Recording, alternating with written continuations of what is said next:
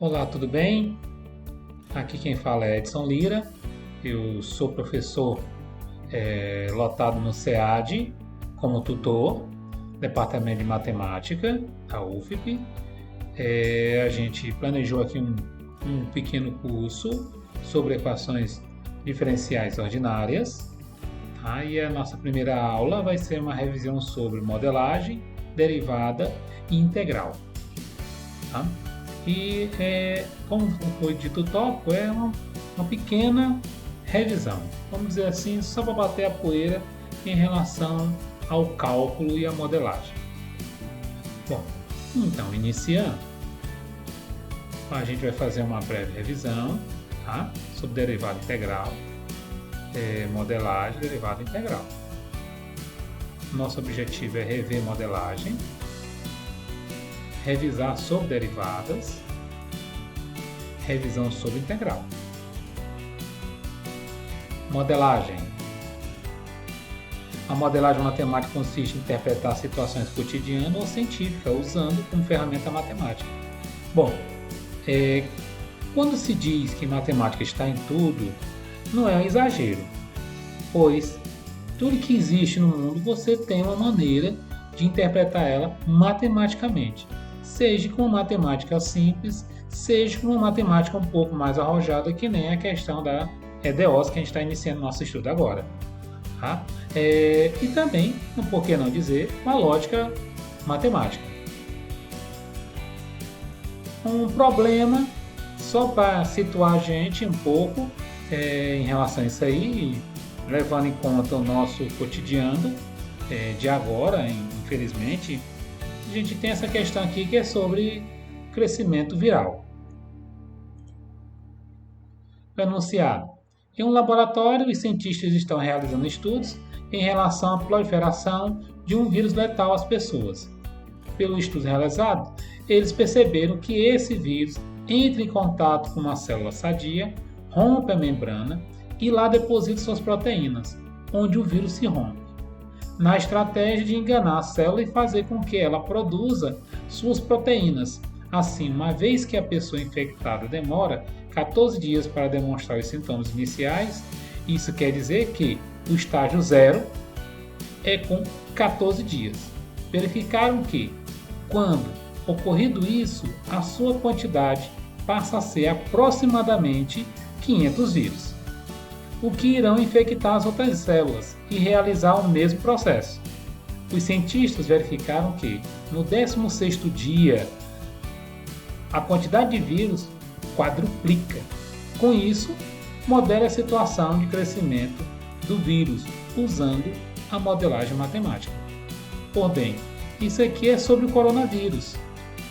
O que já foi dito, que a gente coletou com as informações aí de acordo com a mídia científica, ele é um vírus que você pega esse vírus pelo contato da mão, você respirando, ou então pelos olhos, e uma vez ele no seu corpo, ele conseguindo romper as barreiras da sua célula, ele consegue, chegando lá, ele simplesmente vai se quebrar, enganando a célula, e a célula começa a jogar para ele nutrientes e ele começa a se reproduzir. Quando ele já está numa quantidade de aproximadamente 500, ele rompe a célula e sai para invadir as outras células. Aproximadamente 14 dias. Então, depois de infectado com 14 dias, se torna seu dia 0 de infecção.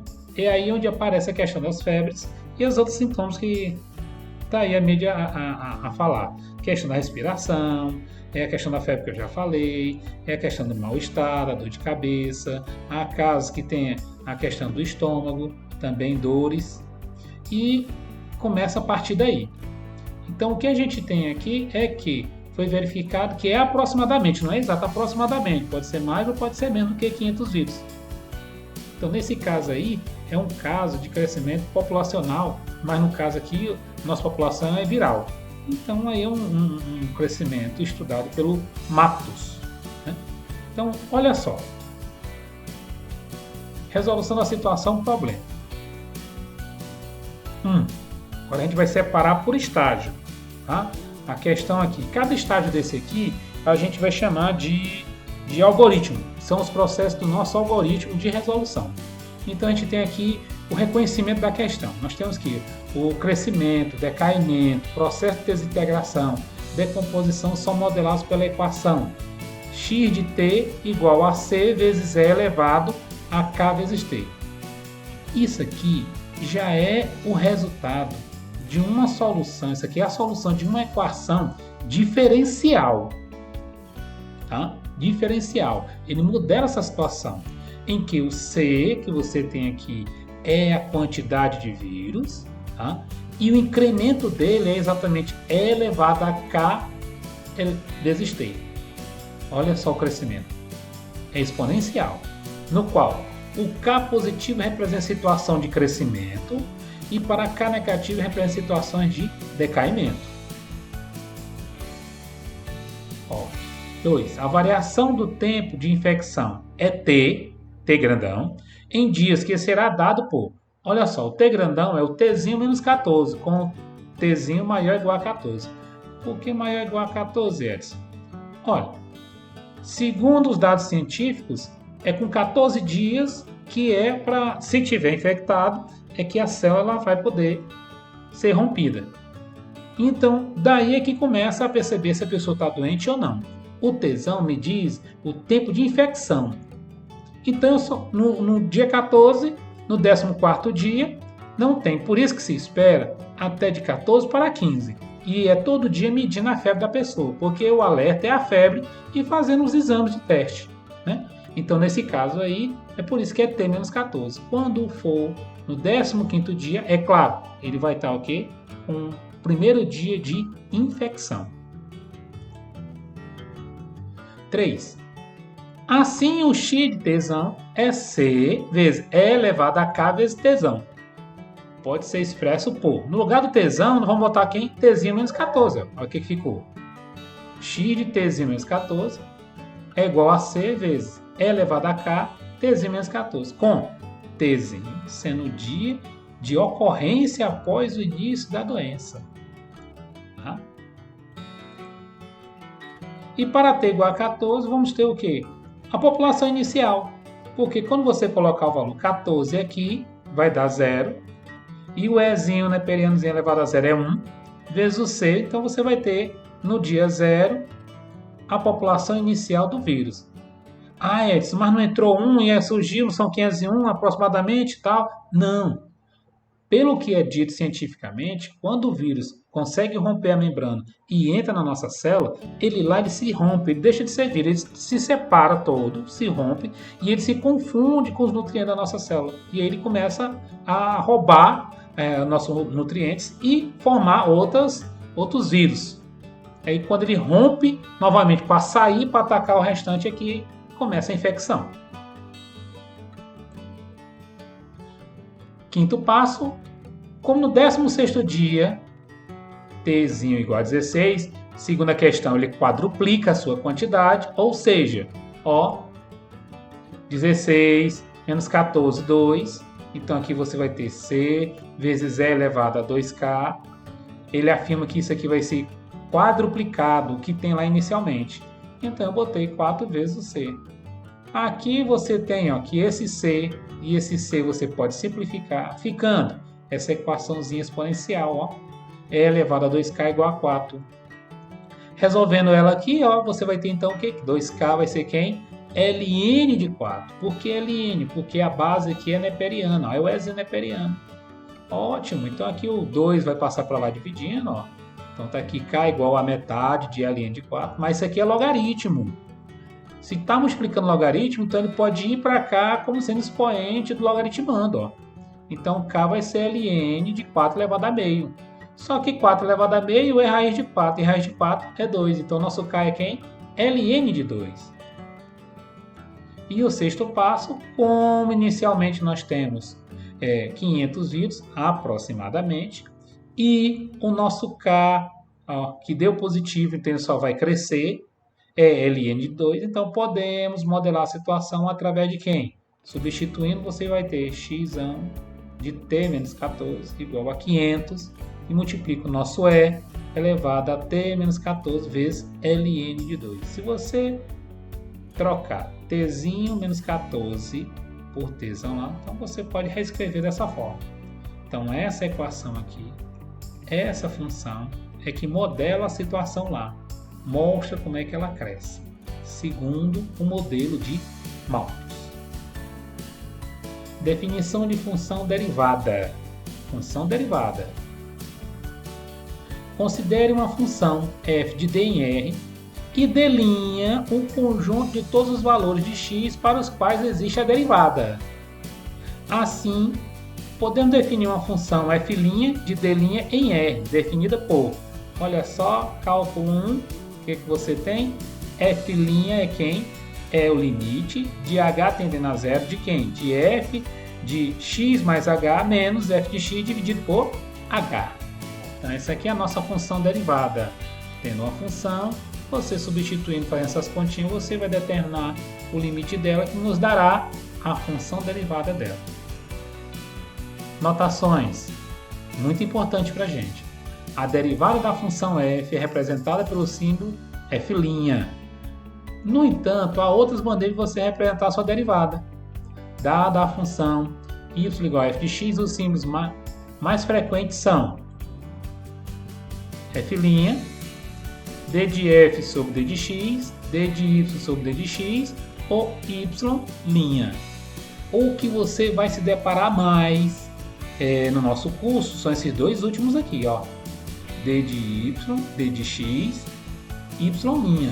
São os mais comuns que tem nos livros, nas publicações científicas sobre equações diferenciais. Derivada das funções trigonométricas, isso aqui eu estou frisando isso aqui porque geralmente o aluno lá no cálculo 1 ele faz confusão. É difícil calcular realmente usando as definições, né? E aí às vezes ele não guarda. Aqui eu preparei um pequeno esquema para você não esquecer, até porque você vai necessitar de ter esses resultados para resolver as suas equações. Então, ó, para relembrar as derivadas das funções trigonométricas, vejamos o esquema abaixo. Olha só, o ciclo trigonométrico. Ciclo trigonométrico. Eixo horizontal dos cossenos, eixo vertical dos senos. Ó, no sentido horário. Quando você pegar qualquer uma delas e seguir no sentido horário, você vai ter a derivada. Ó. Seno, derivando, cosseno. Derivando, menos o seno. Derivando, menos o cosseno. Derivando, seno. E aí você repete novamente. Observe que de qualquer ponto, para voltar novamente, o mesmo ponto que você partiu, você anda 4 vezes. Quer dizer, você vai derivar 4 vezes. Função exponencial, também muito requisitado. Considere a função f dos reais positivos, tirando o número 1 em reais, dado por f de x igual a a elevado a x. Assim, a sua função derivada será f de x igual a elevado a x implica que a derivada é quem? A elevado a x é ln de a. Não esqueça disso. Tá? Se bem que geralmente o que vem lá é com E neperiano. Por isso, em caso particular, nós temos a funçãozinha E elevado a x, no qual a sua derivada é ela mesma. Então aqui você pode derivar ela à vontade, que sempre o resultado vai ser ela mesma. Tá? É o E de x, porque se aqui é ln de E, é 1. Então, uma vez E elevado a x é o próprio, por isso que é E de x. Função logarítmica. Considere a função R em os reais positivos, dado por f de x igual ao logaritmo de x na base A. A sua derivada será, olha só, sua derivada será quem? 1 sobre x ln de A. 1 sobre x ln de A. No caso, se o logaritmo meu aqui for o logaritmo neperiano, em caso particular, f de x sendo ln de x, no qual a sua derivada vai ser quem? 1 sobre x. Então, derivou ln de x, 1 sobre x é a sua derivada. Olha por quê?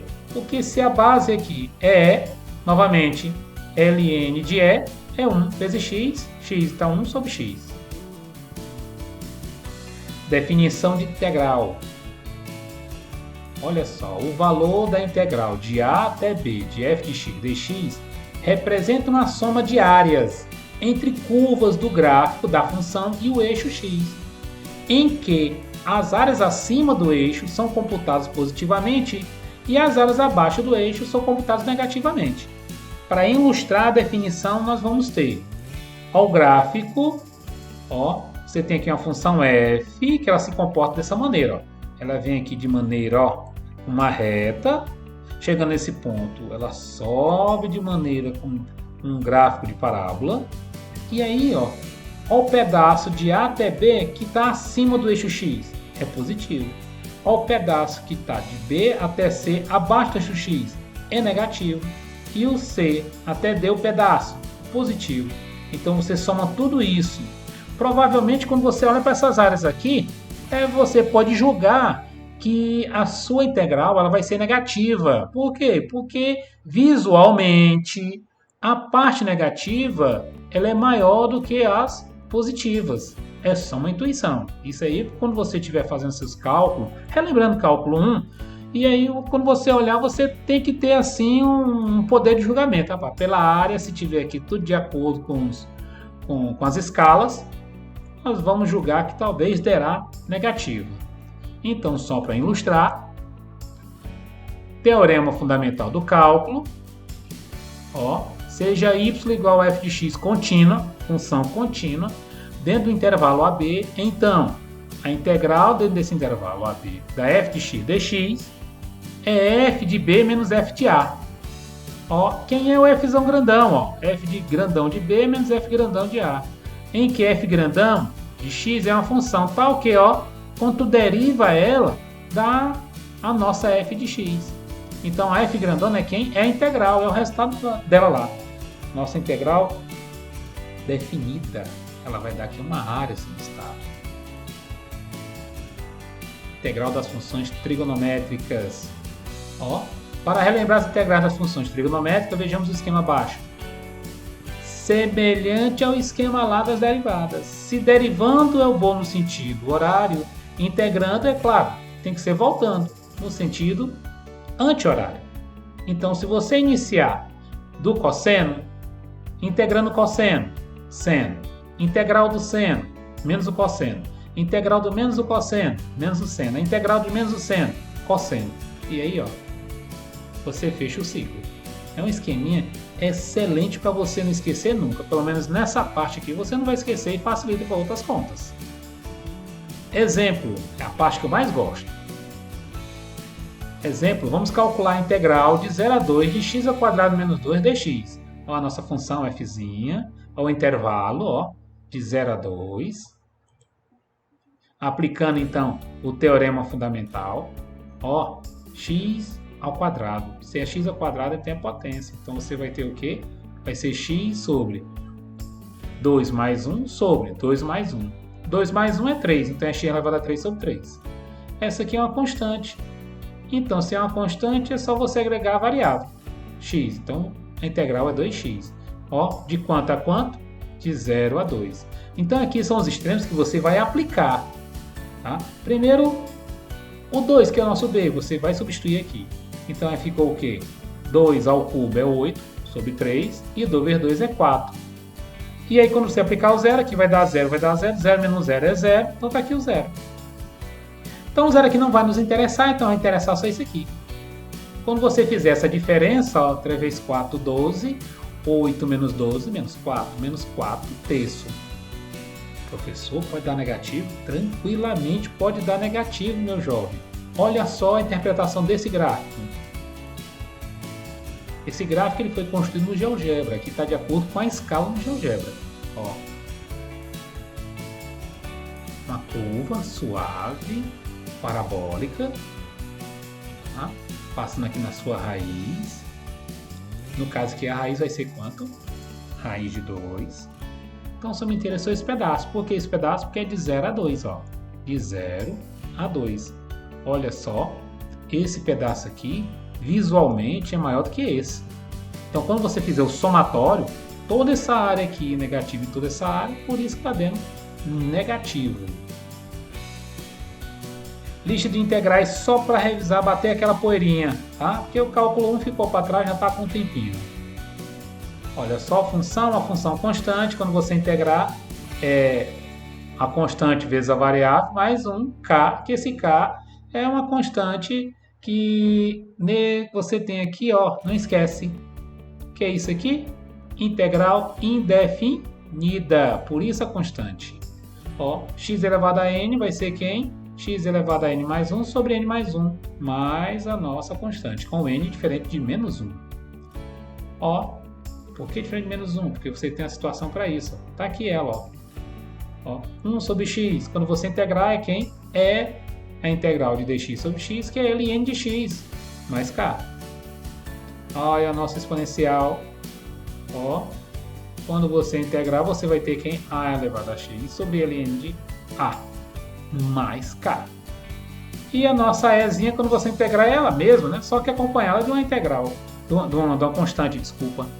E a função seno, voltando lá para o esquema, integral do seno é menos o cosseno, acompanhado de uma constante.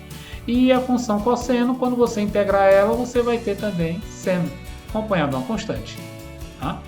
Bom, pratique a paz e até a nossa próxima aula de EDO.